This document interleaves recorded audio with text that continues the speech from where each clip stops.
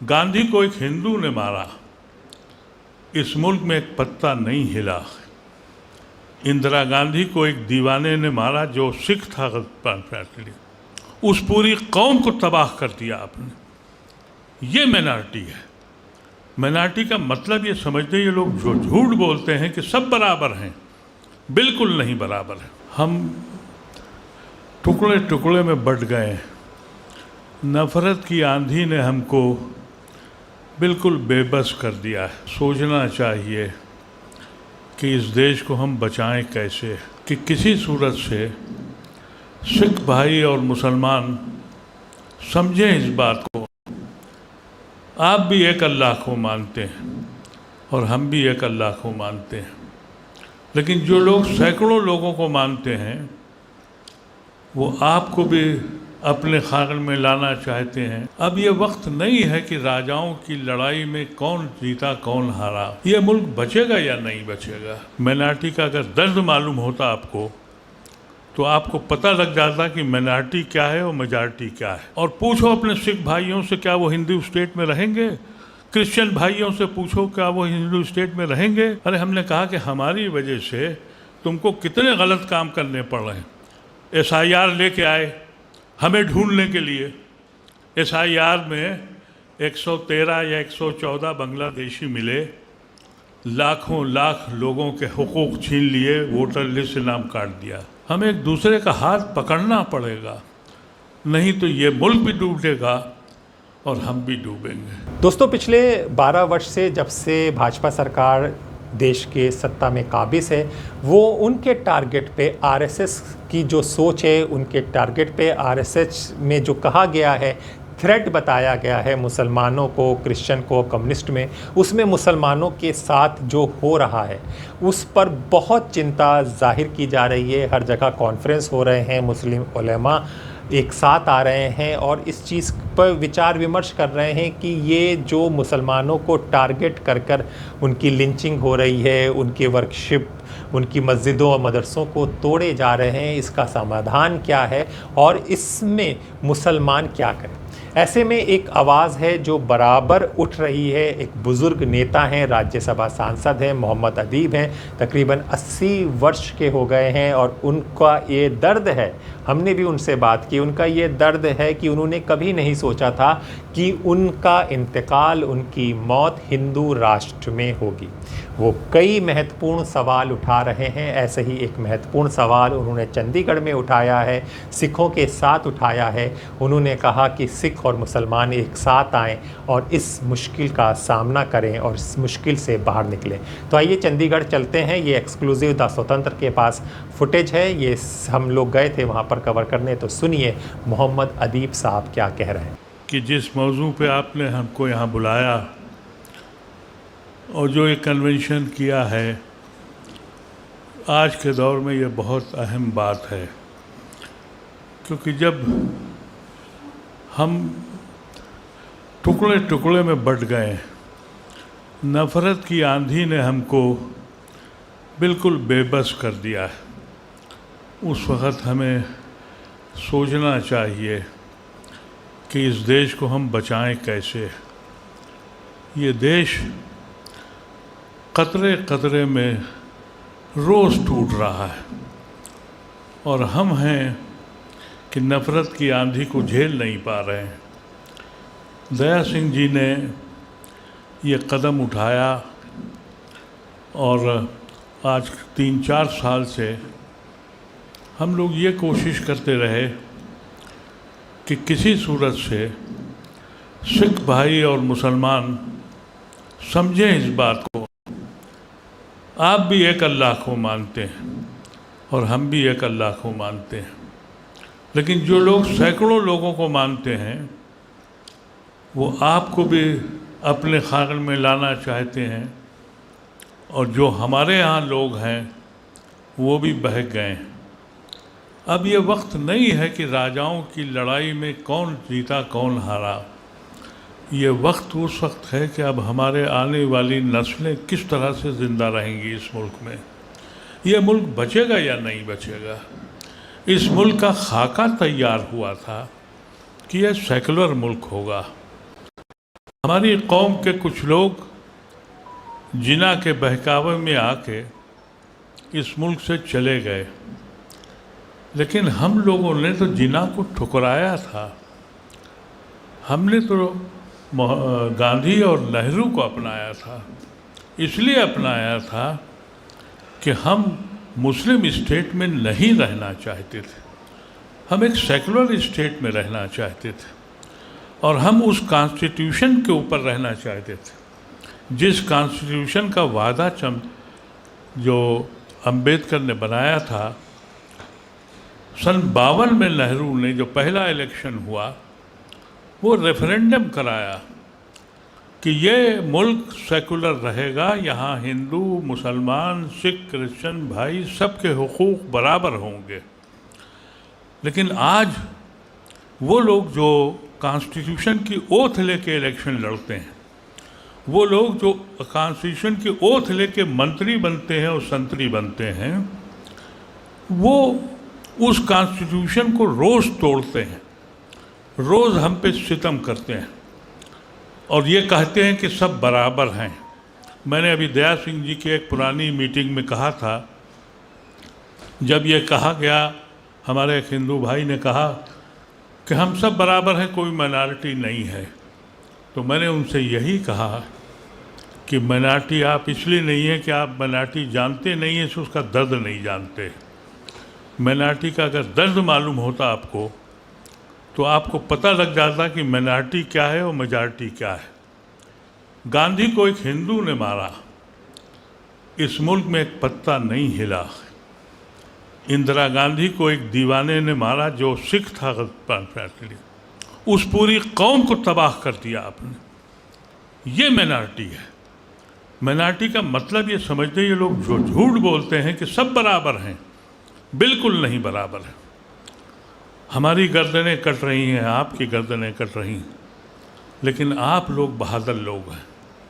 हम डरे हुए सहमे हुए हमारी कौम है। मुझे पूना में एक प्रोग्राम में दया सिंह जी के गया था, वहाँ मेरे सिख भाइयों ने कहा और सही कहा, उन्होंने कहा मुझसे कि अदीब साहब, या तो आप की हिस्ट्री गलत है या आप मुसलमान नहीं। आपकी रोज़ मस्जिदें तोड़ी जाती हैं और आप डरे सहमे बैठे रहते हैं। हमारे गुरुद्वारे के ईंट निकाल के दिखाएं, तब हम बताएं। और ये हकीकत है, आपकी बहादुर कौम है, हमें आपकी ज़रूरत है। और आपके हम माफ़ी भी मांगते हैं जहाँ जाते हैं कि अगर हमारे कुछ बुज़ुर्गों ने, कुछ राजाओं ने हरकतें की हैं, हमें माफ़ कर दें। हमारे राजाओं ने जो गलतियां की हैं उसकी सज़ा हमें मत दें। हम इस मुल्क में इसलिए नहीं रहे थे कि हम एक हिंदू राष्ट्र में रहेंगे। इस मुल्क में, ऐसे मुल्क में नहीं रहेंगे जहां हमें हक़ न हो अपनी आवाज़ उठाने का। आपको मालूम है, शाहीन बाग में एक वहाँ की औरतों ने, ख़वातीन ने गांधीनियन मूवमेंट किया, खामोशी से बैठे रहे। उनके लोग आज 6 साल से जेल में बंद हैं। हमारा ये हक़ भी छीन चुका है कि हम कोई खामोशी से एहतिजाज कर सकें।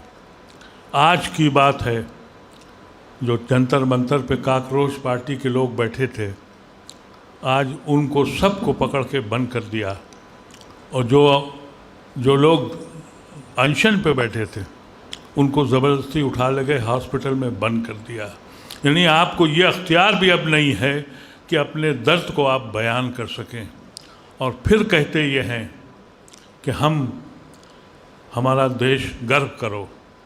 मैं हर जगह कहता हूँ कि मैं शर्मिंदा हूँ अपने मुल्क से, मुझे गर्व नहीं रह गया। अभी जो लोग इस वक्त हाकिम वक्त हैं वो रोज़ कतरे कतरे में इस मुल्क को तोड़ रहे हैं। सब लोग चुप हैं। ज़रूरत इस वक्त हम सब की ये है कि जितनी भी हमारी डिप्राइव सेक्शंस ऑफ सोसाइटी हैं उसमें आपकी कौम बहुत बहादुर कौम है, हम उसको सलाम करते हैं। आपकी कौम ने यह बात साबित कर दी है कि ज़िंदा कैसे रहा जाता है। हम अपनी कौम से कहते हैं कि सीखो अपने सिख भाइयों से कि ज़िंदगी कैसे गुजरती है। लेकिन हमारे यहाँ कमज़ोरी ये हुई कि जब सन 47 में 15 अगस्त को आज़ादी हुई, दोनों हाथ से ताली बजी, मुजरिम हम कहलाए, इल्ज़ाम हम पे लगे, हम दूसरे दर्जे के शहरी हो गए। हम खामोश रहे, सुनते रहे, लेकिन ये दौर हमने नहीं देखा था। हम 80 साल के ऊपर चल रहे हैं, एक बीमार आदमी है, लेकिन हमने कभी ये नहीं सोचा था कि हम ऐसे मुल्क में मरेंगे जो हमारे ख्वाबों का मुल्क नहीं है, हमारे तसव्वुर का मुल्क नहीं है। ये गांधी नेहरू की सोच का मुल्क नहीं है। ये मुल्क उन लोगों का है जिन्होंने 100 साल पहले ये तय कर लिया था। और मैं एलानिया कहता हूँ कि अगर तुम्हें ये हिंदू स्टेट बनानी है तो फिर से रेफरेंडम करो और पूछो अपने सिख भाइयों से क्या वो हिंदू स्टेट में रहेंगे, क्रिश्चियन भाइयों से पूछो क्या वो हिंदू स्टेट में रहेंगे, और साउथ के हिंदुओं से पूछो क्या वो हिंदू स्टेट में रहेंगे। अगर वो रेफरेंडम तुम जीत जाओ तो जो सितम चाहे वो करो, लेकिन तुमने ओथ तो ली है उस कॉन्स्टिट्यूशन पे जो सेकुलर मुल्क कहता है, जिसमें हमारे हुकूक फिक्स हैं, हमारे हुकूक बराबरी के हैं। तुम अगर उस पर अमल नहीं करने देते तो तुम नाजायज़ काम कर रहे हो। अफसोस और दर अफसोस जज साहब यहाँ बैठे हैं, मजबूरन कहना पड़ता है कि जो जुडिशरी ने जो अपना रवैया अख्तियार किया है, हिंदुस्तान की बर्बादी का जब दास्तान लिखी जाएगी तो उसमें हमारी जुडिशरी का नाम भी ज़रूर आएगा कि वो दूर से देखते रहे, उन्होंने फैसले नहीं किए, हमारे हुकूक छीनते रहे, कॉन्स्टिट्यूशन टूटता रहा। मैं बार बार ये कहता हूँ अपने हिंदू उन लोगों से जो आज हिंदू राष्ट्र की बात करते हैं कि एक रेफरेंडम करा लो, और रेफरेंडम में अगर तुम्हें ये फैसला हो जाए और उससे पहले तुम नहीं कर सकते हो इसलिए कि तुम ओथ लेके आए हो, प्राइम मिनिस्टर और मिनिस्टर बने हो उस सेकुलर कॉन्स्टिट्यूशन के जिस पे तुम्हें जीत के आए हो, अगर हिम्मत है तो ये ऐलान करो कि हम हिंदू स्टेट बनाएंगे और हमें वोट दे दो। अगर तुम जीत जाओ तो फिर हम खामोश रहेंगे, जो भी हमारा फैसला है हम करेंगे। लेकिन उस कौम के साथ और उन लोगों के साथ हमने तो कभी ज़िंदगी में ये सोचा नहीं था कि हम मुस्लिम मुल्क में रहेंगे। हम कैसे ये फैसला कर लें कि हम ऐसी स्टेट में मरें जो हिंदू स्टेट कहलाए। कहते ये हैं कि ये सेकुलर मुल्क है, जो कहता है सेकुलर मुल्क वो झूठ बोलता है, जो ये कहता है कि ये यहाँ डेमोक्रेसी है तो वो झूठ बोलता है। हम जब पार्लियामेंट में थे तो हम बोलते थे, स्पीकर सुनता था, अब स्पीकर बोलता है, और अगर आप बोले तो आप ये बाहर चले जाएंगे। एक एक दिन में 100 MPs को बाहर करके बिल पास कराएंगे। और ये परसों से जो सेशन शुरू होने वाला है इसमें वो डिलिमिटेशन भी लाएंगे। मैंने एक बार एक आवाज़ लगाई थी, कहा था मुसलमानों से कि इलेक्शन से हट जाओ क्योंकि तुम कैटलिस्ट हो, तुम्हारी वजह से सब ये इलेक्शन जीते जाते हैं और हुकूमतें बनती हैं।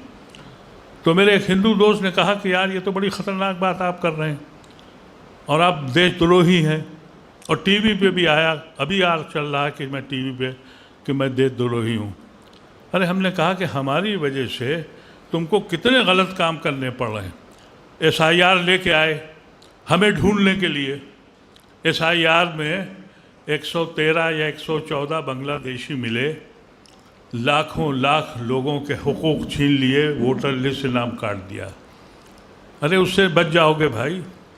अब इसके बाद जब फिर भी चयन नहीं हुआ, दुनिया का दस्तूर है कि पासपोर्ट उसको मिलता है जो उस मुल्क का शहरी होता है, लेकिन अब कहा कि पासपोर्ट भी आपको शहरी नहीं मिलेगा। उसकी वजह यह है कि हमारे सिख भाई, हमारे मुसलमान भाई गरीब और काम के सिलसिले में दुनिया भर में घूमते हैं। अब उनकी तलाश है तो पासपोर्ट भी अब ट्रैवल डॉक्यूमेंट हो गया।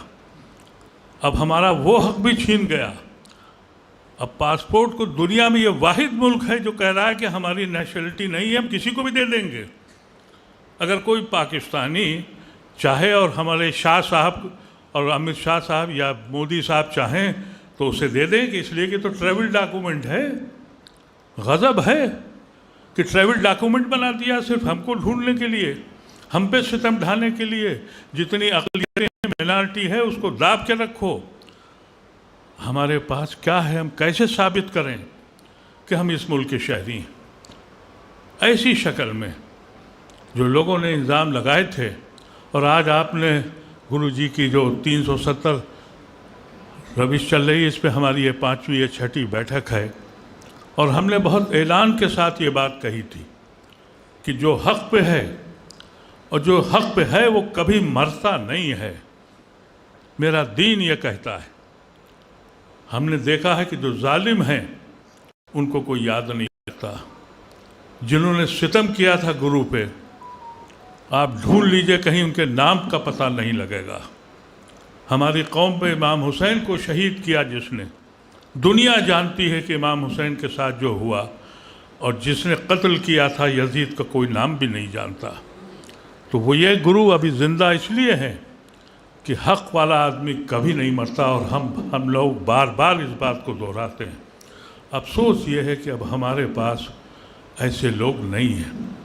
हमारे पास अब चाँद और सूरज नहीं है। अब हमारे पास जो छोटे छोटे सितारे चमक रहे हैं, वहीं हमको अपनी मंजिल की तलाश करनी पड़ेगी। हमें एक दूसरे के साथ बढ़ना पड़ेगा, हमें एक दूसरे का हाथ पकड़ना पड़ेगा, नहीं तो ये मुल्क भी डूबेगा और हम भी डूबेंगे। तुम अक़लियतों पे सितम ढाकर मुल्क नहीं चला सकते हो। अगर हम हैं गद्दार तो पाबंदे वफा तुम भी नहीं हो। तुमने कभी वफा की ही नहीं हमारे साथ, और हमको तुम गद्दार कहते हो। किस किस्म का माहौल है? इंसान इंसान को मार कर जश्न मनाता हो और कहते हो कि गर्व से कहो कि हम भारतवर्ष के। ये कैसी दुनिया बन गई है? इस दुनिया में हम कैसे रहें? ख़ास तौर से अगर सिर्फ हमारी 2 कौमें, आप और हम, ये वादा कर लें और इकट्ठे हो जाएं कि वो सितम अब हम नहीं होने देंगे जो इस ज़मीन पे हुए, तो आप यकीन कीजिए ये मुल्क बच जाएगा। नहीं तो ये मुल्क जहाँ खड़ा है शर्मिंदगी का मामला है। कभी हमारी दुनिया में ये फ़ायदा होता था, हम जहाँ जाते थे। आपको याद है कि जब चर्चिल ने ये बात सुनी, वो अपोजिशन में थे, हमें इंडिपेंडेंस मिली, तो उन्होंने कहा कि ये 6 महीने में ये मुल्क टूट जाएगा। उनका तजुर्बा ये था कि यूरोप उन्होंने देखा था, यूरोप उनकी ज़िंदगी थी, उनका मज़हब एक था, उनका खाना पीना एक था, उनकी कल्चर उनका एक था, यूरोप का ज़बान अलग थी, तो मुल्क बट गया था। अगर फ्रांस में है तो फ्रांसीसी बोलने वाला सिर्फ फ्रांस का था, इटालियन बोलने वाला का मुल्क बन गया, डच बोलने वाला डेनमार्क बन गया था। यही तस्वीर चर्चिल को था कि इस मुल्क में जहाँ सैकड़ों मज़हब हैं, सैकड़ों कल्चर हैं, ज़बानें अलग हैं, ये मुल्क टूट जाएगा। हमारे बुज़ुर्गों ने एक ऐसा मुल्क बना के दिया था जहाँ सैकड़ों मज़हब थे, न जाने कितनी ज़बानें थीं। हमने एक मुल्क को बनाया था।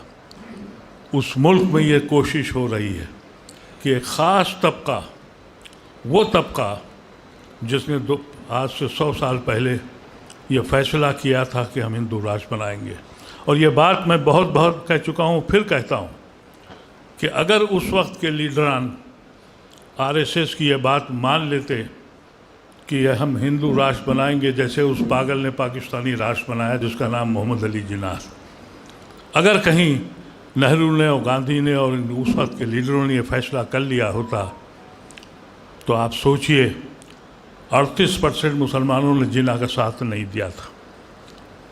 और उस वक़्त अगर हिंदू राष्ट्र का नारा लग जाता तो 100% मुसलमान जिन्ना के साथ जाता, पाकिस्तान लाहौर तक नहीं लखनऊ तक बनता। आपका खालिस्तान कब का बन चुका होता, इसलिए कि आप कभी भी हिंदू स्टेट में नहीं रहते। आपने इसलिए सलाह पाई कि पंजाब बंटवारा हुआ था, ये तय हुआ था कि जहाँ जिसकी अक्सरियत है वो मिलेगा। एहसान नहीं माना इन्होंने सिख भाइयों का, मेजॉरिटी मुसलमानों की थी, पाकिस्तान में पंजाब को जाना था। सिख भाइयों ने कहा कि हम मुस्लिम स्टेट में नहीं रहेंगे, सेकुलर स्टेट में रहेंगे। उसकी कुर्बानी उनको देनी पड़ी, उनके घर उजड़ गए, उनके ख़ानदान ख़त्म हो गए, एक दुनिया लुट गई। और जो सितम हुआ वो आज तक आपके दिलों में मौजूद है, इसलिए कि अपनी ज़मीन आपने खोई, सिर्फ इसलिए कि हम मुस्लिम स्टेट में नहीं रहेंगे। उनका ये हाल कर दिया, उनके ऊपर शक और शुबहात, उनके ऊपर जासूसी, सारे इल्ज़ामात हम मुसलमानों के उस खानदानों ने जिन्होंने ठुकराया वो देशद्रोही हो गए। हर दूसरे दिन हमको ये साबित करना पड़ता है कि हम देशद्रोही नहीं हैं। कलेजा फट जाता है, दिल नहीं चाहता कि अब जिंदा रहें इस मुल्क में, जहाँ रोज़ ये सफाई देनी पड़ती हो कि हम इस मुल्क के शहरी हैं और आपके साथी हैं। और कौन पूछ रहा है जो कभी हिंदुस्तान के साथ नहीं थे? यही आरएसएस अगर आज वक्त होता और उस वक्त अगर जनसंघ जो बीजेपी की पार्टी वो होती, आप यकीन करें ये माउंटबेटन से सौदा कर लेते कि आओ हम तुम मिल के सरकार बना ले। लेकिन उस वक्त इनका वजूद ही नहीं था, नहीं तो ये किसी को नहीं छोड़ते हैं। लेकिन सवाल से आ रहा है हमारे बच्चों का क्या होगा? हमारी यूनिवर्सिटीज़ पर, हमारे कॉलेजों पे फर्क पड़ दिया है, हमारे जहनों को ख़राब कर दिया है, एक नया मज़हब तैयार किया है। सनातन धर्म जहाँ तक मैंने पढ़ा, ये वैदिक धर्म है, बहुत पुराना मज़हब है, इसमें टॉलरेंस है, इसमें नफरत नहीं है। लेकिन जो आज का मज़हब पढ़ाया जा रहा है, यहाँ मस्जिदों पे चढ़ के तलवारें चलाई जाती हैं और नवरात्रि मनाया जाता है और कहते हैं ये सनातन धर्म है। यहाँ सिर्फ इस बात पे नफरत है कि अगर हमारी कांवड़ यात्रा निकल रही है तो मुसलमान अपने दुकानें, अपने घरों को बंद कर दें क्योंकि वो निकल रहे हैं। ये किस किस्म का मज़हब बन गया है? अफसोस यह है कि जो इस वक्त हाकिम वक्त हैं वो बहुत ही, उनके जहन बिल्कुल कुछ सोचने को तैयार नहीं है वो। लेकिन मैं समझता हूँ कि हम लोग एक तादाद में बैठे हैं, बराबर हमको चाहिए कि हम अपने बुज़ुर्गों, अपने गुरुओं की जो तालीम है उस पर इकट्ठे होकर बैठें। मैं अपने सिख भाइयों से जब भी मिलता हूँ, क्योंकि मेरी कमज़ोरी, हमारी गलती थी, एक ज़माने तक हम समझ ही नहीं पाए थे कि सिख भाई और हम कितने करीब हैं। हमारी जो सूरह फातिहा है वो बिल्कुल वही है जो आपका कलाम है। जब हमने इसको पढ़ा और तफसील जानी तो बाबा फरीद का कलाम ही मुझे दिखाई पड़ा। कितने करीब थे हम, कितनी हमारी साथ ही विरासत थी, और हमको किस ख़ाबियत से, किस तरीक़े से, कैसे कैसे झूठी बातें करके हमको बांटा गया। हमको सोचना चाहिए। हमारे अगर ज़रा सा चोट लगे तो हम उम्मीद करते हैं कि आप आएँ, और जब आपके ऊपर कुछ वक्त हो तो हम खड़े हों। और मैंने आप ही के एक मीटिंग में कहा था दया सिंह जी के, हम इतने नालायक थे या इतने गलत थे कि सन 84 में जब आपके घर लुटते रहे उसे देखते रहे, हम नहीं खड़े हुए। और 2002 में जब हम तबाह हुए तो हम आपकी तरफ देखते रहे। अब ऐसा नहीं होना चाहिए, अब हमें इकट्ठे होने चाहिए। अगर कोई शख्स आप पे आंख उठाए तो हम अपने बाजुओं को दिखाएं, और जब हम पे सितम हो तो हम उम्मीद करें कि आपका हाथ हमारे सर पर है। और अगर हम ये कर ले गए तो यकीन कीजिए कि ये जो लोग इस वक्त हाकिम हैं, ये डरपोक लोग हैं, ये डरे हुए लोग हैं, ये सहमे हुए लोग हैं, एहसास कमतरी में मुब्तला लोग हैं, इंफीरियरिटी कॉम्प्लेक्स है इनको, एक तसव्वुर कर रहे हैं। आप देखिए आरएसएस का निज़ाम, हिंदुस्तान में एक मंदिर पे कब्ज़ा किया उन्होंने, अयोध्या पे, उसका अंजाम आप सब देख रहे हैं। हमारी मस्जिद में या आपके गुरुद्वारे में 10 पैसे का अगर गबन हो जाए तो हम हंगामा कर देते हैं। यहाँ तो लूट है, और ये पैसा आज से नहीं खाया गया, मैंने अपने एक हिंदू भाई से कहा कि तुम बहुत भोले आदमी हो। जब ये रथ यात्रा चल रही थी, करोड़ों रुपया जमा हुआ, औरतों ने अपने गहने उतार दिए कि हम भी एक ऐसी चीज़ बनाएं जैसे मुसलमानों का काबा है और अमृतसर में आपका अमरिंदर साहब है, हम भी एक बना लें। नतीजा हुआ कि हिंदू औरतों ने अपने गहने तक दे दिए। वो पैसे कहाँ गए? हिंदू भाइयों ने नहीं पूछा। जिस दिन से ये इलेक्शन जीते, ज़मीनों पे पैसा खा गए, नहीं पूछा। ये वो लोग हैं जो लक्ष्मी की पूजा करते हैं। तो जब आप लक्ष्मी की पूजा करेंगे तो दौलत कमाना ही मकसद है, और जब ऐसी शक्ल में आप पैदा हो जाएं। लेकिन अफसोस ये है कि हम बट गए और उसकी सज़ा हमने पाई। हम आखिर में आप सब लोगों का और दया सिंह भाई का शुक्रिया करता हूँ। ये मुजाहिद आदमी हैं और ये सिंगल एक पूरा जश्न है इनके साथ। हम लोग बराबर मिलते हैं, एक कोशिश करते हैं, और उस कोशिश में हमें बहुत कामयाबी भी मिली। बहुत सी गलतफहमियाँ दूर हुई, बहुत सी बातें ऐसी थी जो हम नहीं जानते थे सिख मज़हब के बारे में। हमें मालूम है कि सिख मज़हब ने जो एक तसव्वुर है खिदमत का, वो आपने अंजाम दिया। और हमारे मोहम्मद ने इस बात की कहा था कि तुम्हें करना है, हमने नहीं किया और आपने किया। हम सलाम करते हैं आपको। ये जो जज्बा है एक मदद करने का, खैरात और ज़कात का, ये हमारे प्रॉफिट ने हमको बताया था।